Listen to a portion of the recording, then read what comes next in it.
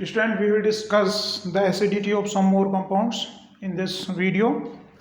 तो जैसे कि हम जानते हैं एसिडिटी ऑफ एसिडिटी किसी भी कंपाउंड्स की डिपेंड करती है उसके कॉन्जुगेट बेस की स्टेबिलिटी पर।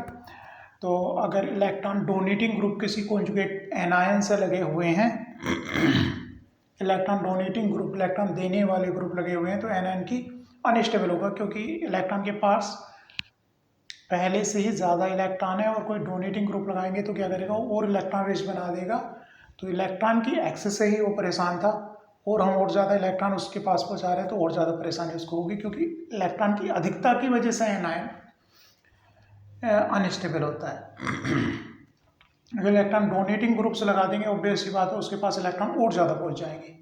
जो ज़्यादा इलेक्ट्रॉन पहुँच जाएंगे तो इलेक्ट्रॉनिक रिपल्सन ज़्यादा होगा क्योंकि उसके ऊपर इलेक्ट्रॉन का घनत्व इलेक्ट्रॉन डेंसिटी बढ़ गई होगी।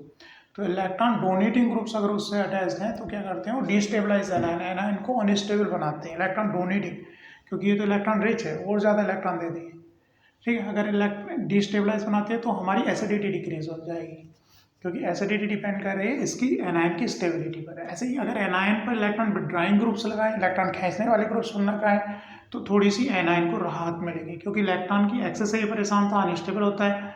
इलेक्ट्रॉन विड्रॉइंग ग्रुप्स अगर हम लगाते हैं तो क्या होगा, वो स्टेबलाइज करेंगे एनायन थोड़ा रिलीफ फील करेगा, है ना, थोड़ा हल्का महसूस करेगा, क्योंकि इलेक्ट्रॉन की जो एक्सेस थी, अधिकता थी, वो थोड़ी सी इलेक्ट्रॉन विड्रॉइंग की वजह से क्या हो जाएगी, कम हो जाएगी।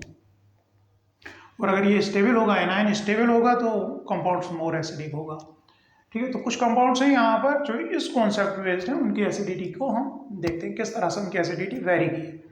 तो यहाँ पे ध्यान रखना है, इलेक्ट्रॉन डोनेटिंग ग्रुप्स क्या करेंगे, उसके एनायन को और अनस्टेबल बनाएंगे। जो एनायन अनस्टेबल होगा तो एसिडिटी डिक्रीज होगी। जैसे बच्चों इस कंपाउंड और इस कंपाउंड का ये फॉर्मिक एसिड है और ये एसिडिक एसिड है, इन दोनों कंपाउंड्स का कंपैरिजन करें तो क्या हुआ है, देखो H की जगह पर यहाँ पर CH3 ग्रुप आ गया है। और CH3 ग्रुप जो होता है, CH3 ग्रुप इलेक्ट्रॉन डोनेटिंग की कैटेगरी में आता है। इलेक्ट्रॉन डोनेटिंग ग्रुप्स है, CH3 क्या है, इलेक्ट्रॉन डोनेटिंग, इलेक्ट्रॉन देने वाला ग्रुप है। तो CH3 क्योंकि इलेक्ट्रॉन डोनेटिंग ग्रुप्स है तो ये इसके कॉन्जुगेट बेस को, इसका जो कॉन्जुगेट बेस होगा उसको क्या करेगा, डिस्टेबलाइज करेगा। डिस्टेबलाइज करेगा तो एसिडिटी डिक्रीज होगी।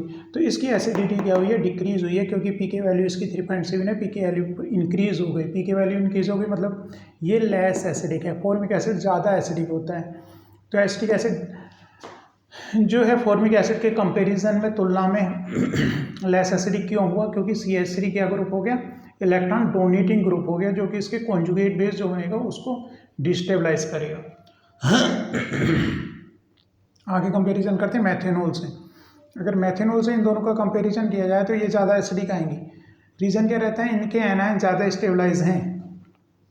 अगर इन दोनों में हम कंपैरिजन करें तो डिफरेंट रीजनिंग आ जाएगी, क्योंकि CH3 इसका जो कॉन्जुगेट बेस है वो ज़्यादा स्टेबलाइज है एनायन ड्यू टू डिलोकलाइजेशन, ठीक है। मेथेनॉल का जो O निगेटिव रहेगा, CH3 O निगेटिव, उसमें कॉन्जुगेशन नहीं है, तो इसके कंपेरिजन में वो क्या रहेगा, बेसिक रहेगा, इतना एसिडिक नहीं रहेगा। लेकिन मेथेनॉल और एथेनॉल में कंपैरिजन करोगे तो 3H की जगह हमने क्या लगा दिया, एथेनॉल में एक CH3 ग्रुप लगा दिया, यहाँ पर 2H रहे। तो एथेनॉल में हमने क्या किया है, इलेक्ट्रॉन डोनेटिंग ग्रुप और बढ़ा दिया। यहाँ पर CH3 है, यहाँ पर हमने क्या किया, CH3 ग्रुप और लगा दिया। तो इलेक्ट्रॉन डोनेटिंग नेचर होने की वजह से क्या हो गया, इसकी एसिडिटी डिक्रीज हो गई है। फिर आगे देखिए आइसोप्रोपेनॉल में क्या किया है हमने, यहाँ पर एक CH3 लगाया था, एक H को रिप्लेस करके एक CH3 लगा दिया था, 2 HC लगे हुए थे। आइसोप्रोपेनॉल में हमने दो CH3 ग्रुप इस कार्बन पे लगा दिए। CH3 इलेक्ट्रॉन डोनेटिंग नेचर का है और इलेक्ट्रॉन डोनेटिंग नेचर क्या करेगा, एनायन को डिस्टेबलाइज करेगा। तो फर्दर इसकी एसिडिटी क्या हो गई, डिक्रीज हो गई। जैसे जैसे डोनेटिंग ग्रुप्स लगाते गए हैं हम, उसकी एसिडिटी डिक्रीज होती गई है। आइसोब्यूटाइल ग्रुप लगा दिया अगर हमने, टर्सिब्यूटाइल ग्रुप लगा दिया अगर हमने, कहने का मतलब इसके तीनों H को CH3 से रिप्लेस कर दिया तो टर्सिब्यूटेनॉल की एसिडिटी और डिक्रीज हो गई, क्योंकि पी की वैल्यू इंक्रीज हो गई। रीजन क्या है, तीन डोनेटिंग ग्रुप्स यहाँ पर लग गए। तो बच्चों कहने का मतलब ये है, जैसे जैसे इलेक्ट्रॉन डोनेटिंग ग्रुप्स हम लगाते जाते हैं तो एसिडिटी डिक्रीज होती जाती है ना। एसिडिटी डिक्रीज होती जाती है, क्यों डिक्रीज होती जाती है, क्योंकि डोनेटिंग ग्रुप क्या करते हैं, डिस्टेबलाइज करते हैं एनायन को। कुछ और एग्जांपल्स देखते हैं इस तरह से।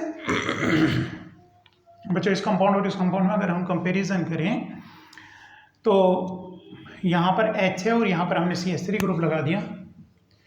H की जगह पर रिप्लेस कर दिया CH3 ग्रुप। CH3 ग्रुप क्या होता है, डोनेटिंग नेचर होता है, तो इनकी ये जो प्रोटॉन्स है इनकी एसिडिटी डिक्रीज हो जाएगी। इसका pK 13.5 है, इसका pK क्या है 20 है। रीजन क्या रहा है इनकी एसिडिटी डिक्रीज होने का, क्योंकि CH3 ग्रुप क्या है, इलेक्ट्रॉन डोनेटिंग है, तो इसका कॉन्जुगेट बेस होगा, उसको डिस्टेबलाइज करेगा।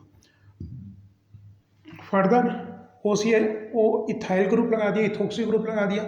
तो बच्चों अगर ऑक्सीजन OET, अगर OET किसी कॉन्जुगेटेड सिस्टम से जुड़ा होता है तो OET ऑक्सीजन क्या कहलाता है, इलेक्ट्रॉन डोनेटिंग ग्रुप कहलाता है, इलेक्ट्रॉन देने वाला, क्योंकि ये मीजोमेरिक इसके लो इलेक्ट्रॉन को डोनेट करेगा।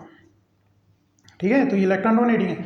लेकिन अगर ऑक्सीजन कहीं पर अनकॉन्जुगेटेड सिस्टम से जुड़ा है, इस तरह से कॉन्जुगेशन में नहीं है, खाली मान लिया CH3 से ग्रुप से जुड़ा है, तो केवल इसकी इलेक्ट्रोनिगेटिविटी काम करेगी, इसके लोन पेयर कहीं पार्टिसिपेट नहीं कर पाएंगे। तो ये तो कहीं बस हैं देने के लिए, लेकिन दे तो तभी पाएगा जब कॉन्जुगेशन हो, इस तरह का सिस्टम हो, तो इस तरह डिलोकलाइजेशन पॉसिबल है, तो इलेक्ट्रॉन डोनेटिंग है।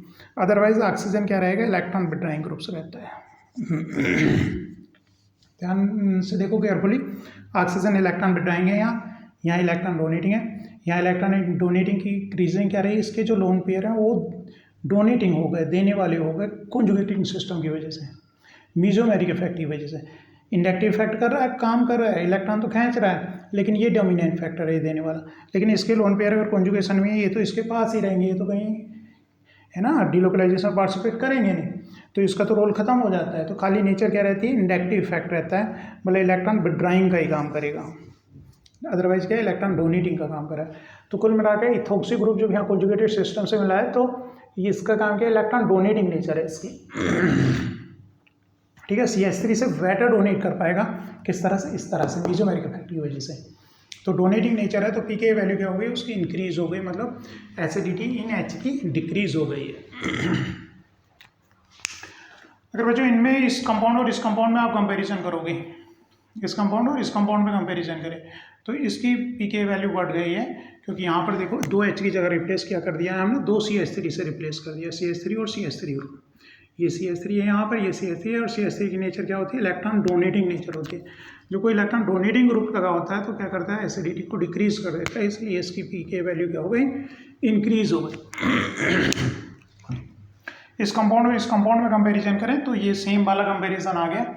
यहाँ पर CH3 की जगह क्या हो गया, इथोक्सी ग्रुप लगा दिया। और इथोक्सी ग्रुप क्या होता है, इलेक्ट्रॉन डोनेटिंग नेचर का होता है ना। इथोक्सी ग्रुप रीजनिंग क्या है इसकी, सेम रीजनिंग आ गई डोनेटिंग नेचर की, क्योंकि कॉन्जुगेटेड सिस्टम से जुड़ा हुआ है। तो इसकी बेसिस एसिडिटी क्या हो जाएगी, फर्दर डिक्रीज हो जाएगी, pK वैल्यू कितनी होगी, 10.6 हो गई।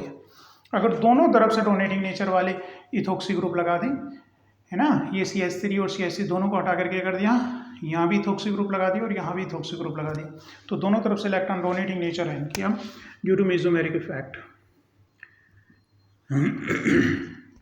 तो एसिडिटी क्या होगी, फर्दर डिक्रीज हो गई। इस तरह से अगर डोनेटिंग ग्रुप्स लगे होते हैं तो एसिडिटी को क्या करते हैं, डिक्रीज कर देते हैं। यहाँ पर एसिडिटी की किसकी, कौन से प्रोटॉन की एसिडिटी की बात करें, इस प्रोटॉन की एसिडिटी की हम बात कर रहे हैं। तो कुल मिला के यहाँ पर क्या है, इलेक्ट्रॉन डोनेटिंग ग्रुप से क्या करते हैं, एनायन को डिस्टेबलाइज करते हैं और उसके कॉन्जुगेट एसिड की एसिडिटी को डिक्रीज कर देते हैं।